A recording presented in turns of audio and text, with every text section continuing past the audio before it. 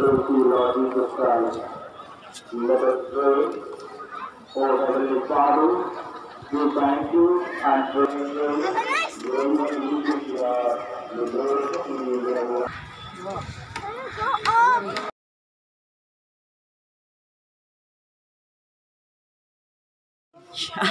Ito.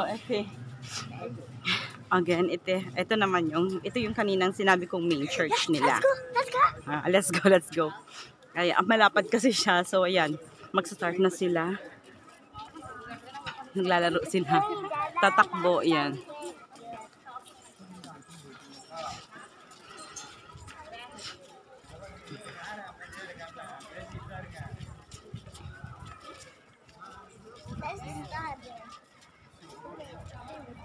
Sobrang laki niya sa loob. Punta tayo sa loob.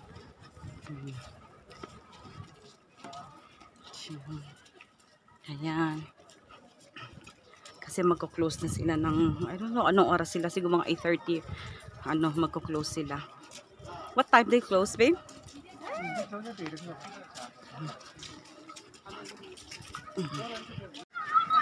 Okay, tapos na yung break natin.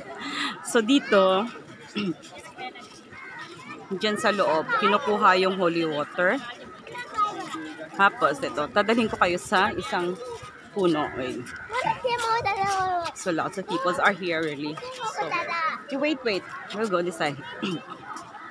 Ito yung banyan tree. Ito yung national tree ng India. Kung nakikita nyo, meron siyang mga hammock. Okay, hammock po kaya duyan na nilalagay. Wait.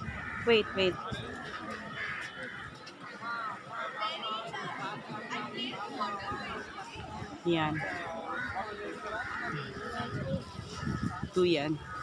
Ito siya yung mga panata ng mga yung mga gustong mabuntis. They tied a hammock on this. Yan. So, just 1 minute. Yan. Meron siya. Merong isa.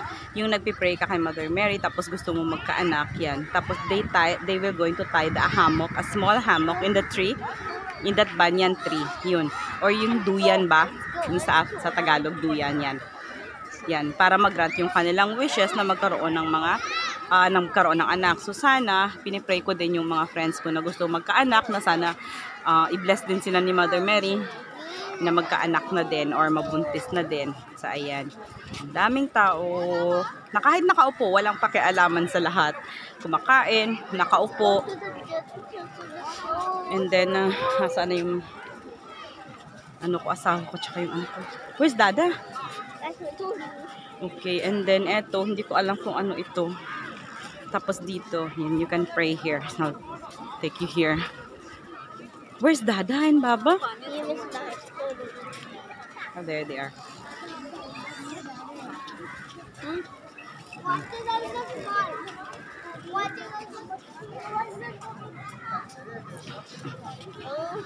Si Mother Mary.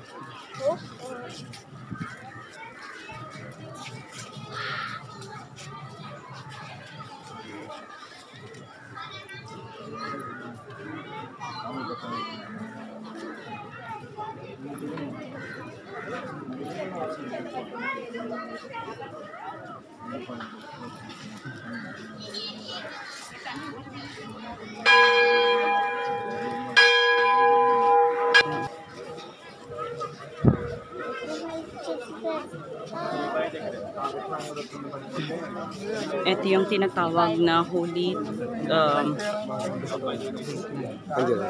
Our Lady's tank. Ito yung Our Lady's tank.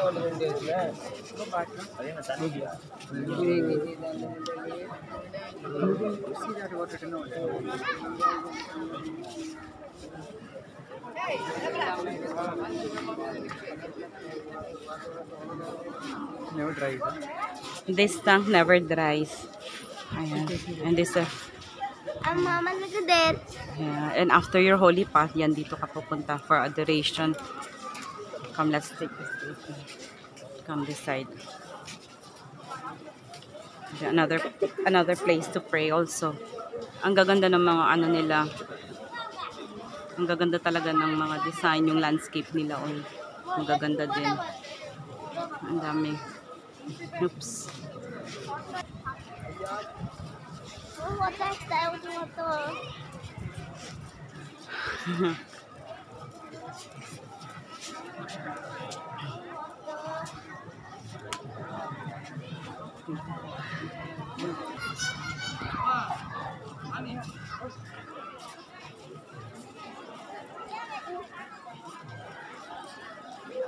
Yan, kalalabas lang namin. Pumunta kami sa loob. Now, let's come here. Let's go this.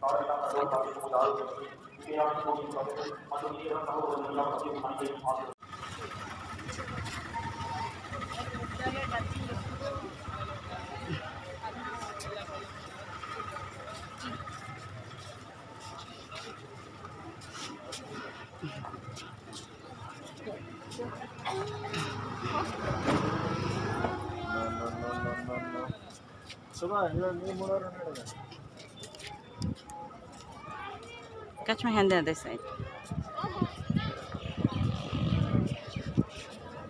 Come here. Kung makikita nyo sila, mga ano din sila, mga devotees. Pero dito sila natutulog hanggang sa pag-close ng simbahan, until sa pagbukas ulit ng simbahan. Yan, nandito lang sila. Pero inaalaw naman ng ng church. So walang problema as long as walang manggugulo. So ayan.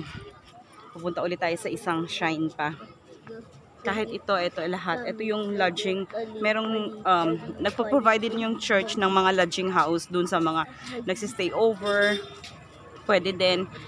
Pero marami namang hotel outside the vicinity. So walang problema. So ayan. Meron ding mga shops na bilihan. Within din sa church. Meron din canteen yung church na pinoprovide. Yan. Yun. So, ayan. Meron ng malaking parking area yung church na pinoprovide sa mga sa mga tourists or sa mga bisita na pumupunta. Yeah. And then, dito, yan. Yung mga nagsistay, let's say na ng mga ilang araw. Yeah. So yun kanina, yung hindi makaka-afford kasi talaga naman minsan. Pero hats off ako sa mga devotees na talagang kahit alam mo yung yung walang-wala, pero talagang tinatry nila makapunta dito. Yan, nagluluto pa sila. May water din, yung pinoprovide yung church, water tank. Yan, nagluluto sila dyan. And it is allowed. Ina-allowed sila ng church. Yan. So pag nyo nakikita nyo yan yung si Jesus, yung malaking statue ni Jesus, yan, pupuntahan natin yan. Malaki, sobrang laki siya. Yung vicinity ng church. Ayan.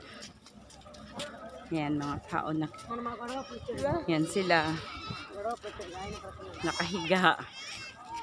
Pero sobrang nakaka-inspire din kasi alam mo yung kahit walang-wala, dala pa yung mga anak nila, ang layo ng pinanggalingan nila.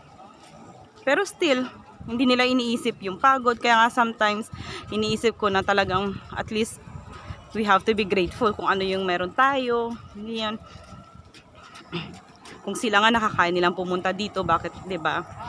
Talagang nag-aano sila yung effort nila, talagang grabe, sobra. Yung makikita mo yung mga devotees dito, mas overwhelmed ka, yung heart mo talaga yung mapupuno, yung parang yung parang maiiyak ka na lang. Come here. Come here. So yan, ito. Come here, catch my hand. Ito yung shrine, pilgrims quarter. Yun. Kung gusto mo mag-inquire para sa quarters nila, yung sa lodging house nila, pwede. Dito sila. Dito ka pwedeng mag-inquire, tapos lahat doon sa unahan banda, all mga quarters. So meron ding merong shop din. So ngayon palabas tayo sa gate. Ito yung tinatawag nila na Holy Path na gagawin ko bukas Friday. So itong Holy Path na to, siguro nasa 1.5 kilometers or 2 kilometers siya. Kung nakikita nyo, sila lahat yung mga devotees. Yung meron silang vow or may gusto silang hinihingi na gusto nilang paghirapan lahat and everything. Yan ang ginagawa nila. So from there, dun sa pinakadulo, papunta doon sa pinakadulo sa Basilica, sa shrine. Mama. Gagawin nila yun, luluhod sila. So bukas gagawin ko yon and titignan natin, pero kakayanin ko. Kasi pag may gusto ka, syempre kailangan paghirapan mo talaga. So ayan, hindi ko siya magagawa ngayon for some reason, pero bukas Friday gagawin ko siya. Ayan, yung iba umiiyak, mas lalo na paano pa yung mafe-feel mo pag talagang na-reach mo na yung pinakadulo. So siguro mga nasa 1.5 kilometer, 1.5 kilometers or 2 kilometers ata siya. Hindi lang talaga ako sure, pero ganun siya kahaba. Ganun talaga siya kahaba. Lahat, regardless kung ano, kung bata, matanda, kung kaya mo, kaya mo. Pero talagang grabe yung nauuhaw na siya. You're thirsty? Thirsty? Yan. So minsan yung iba talagang hindi kakayanin yung luhod lang, talagang anong tawag doon, nagko-crawl na talaga. Manginginig ka. Pero hindi ko pa alam, hindi ko pa na-experience. So titignan natin kung anong mangyayari sa akin bukas. Try kong i-capture natin yan. Papakapture ko sa asawa ko kung ano.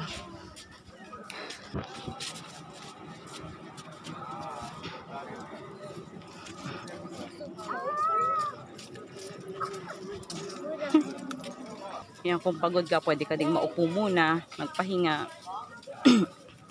Yung iba naman, naglalakad naman sila. Ayan. Kami naman araw-araw naglalakad dito sa gilid lang. Don't go that side. Don't go that side. Kami naman naglalakad araw-araw papunta doon sa church, sa may shrine. Pero yung luhod bukas na, ako na lang ang magluluhod. Natatawa ako kasi baka pag malapit na ako sa dulo tsaka biglang mag-cheer ang mga bata. Go, mommy. Kaya nasabi ko sa asawa ko, huwag mong ipakita. So, ayan. Ayan. So, ayan. Yung isang nanay, yan. Diyan yung asawa tsaka anak niya. Tapos siya na ganyan, nagko-crawl na siya. Kasi talagang siguro masakit talaga. Hindi ko alam. Hindi ko masabi kung ano. Mga nagbibenta din ng kandila. Ayan. So everyday ginagawa din namin to. Tapos pupunta kami dun sa loob ng church. Nagdadasal. Yan, another church yan. Another shrine na naman yan. Hindi ko lang talaga alam kung ilang simbahan yung within dito sa compound nila. Hindi ko na search eh. So ayan. Ay, yung mga nasa gilid ng mga grotto, yung mga grotto pala. Yan yung sa Station of the Cross. Come here, come here. Come this side. Come here. Yan, tapos meron din sila, meron mga may holy water, nagbibigay sila ng holy water, holy oil. So ayan, signan mo kahit lalaki, bata or matanda, syempre makakapagod talaga. Nakakapagod ngayon, naglalakad lang. How much more this one? Ayan, yung church. Papasok. Ito ata yung main. Ito yung main, ano. This is the Morning Star Shrine. Yan, ito ata yung main church nila. Na, how many people can cover? 4,000. 5,000 it is. 5,000. Especially pag pag yung feast ng September 8, sobrang daming tao. Full. Kaya kung may mga bata, hindi rin advisable na pumunta kasi ang hirap. So, oh my God, yung bata. So, yun, marami na tayo sa finish line. Malapit tayo sa finish line habang naglalakad. So, paano pa kaya kung nakaluhod papuntang finish line? Yan, eto siya. Medyo malapit-lapit na siya. Pero siguro sobrang pagod na talaga. Nakakata. Hindi ko alam. So, eto din. Ito din yung isa. Oh my God. So, yan yung finish line. So, after that, pwede na silang, matapos nila din, pwede silang pumunta dun sa loob. Tsaka, magdasal. Diba? Ganun talaga. If you want happiness, yan talaga. Talagang gusto mo, talagang paghihirapan mo talaga kung ano yung hihingin mo kay Mother Mary. Ayan. Ito naman yung isang shrine. Aside from that, yun. Aside from that, and ito meron siya.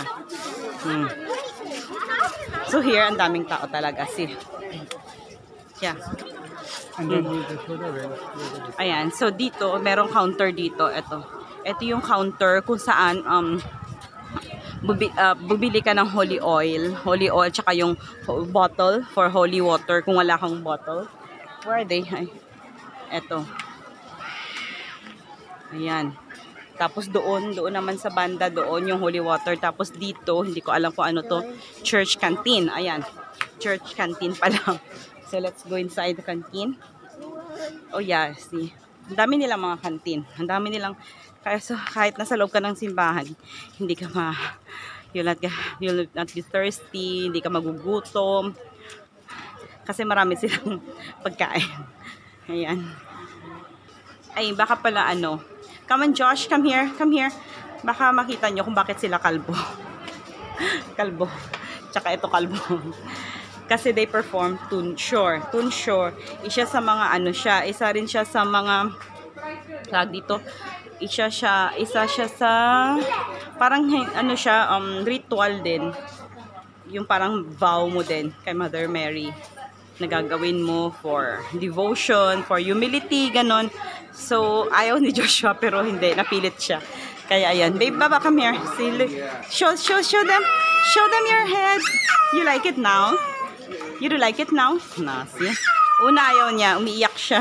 Kasi daw sabi niya, girls will going to laugh at me, sabi niya ganon. Pero ngayon okay na siya, yan. Siguro magaan na yung pakiramdam niya. Ayan.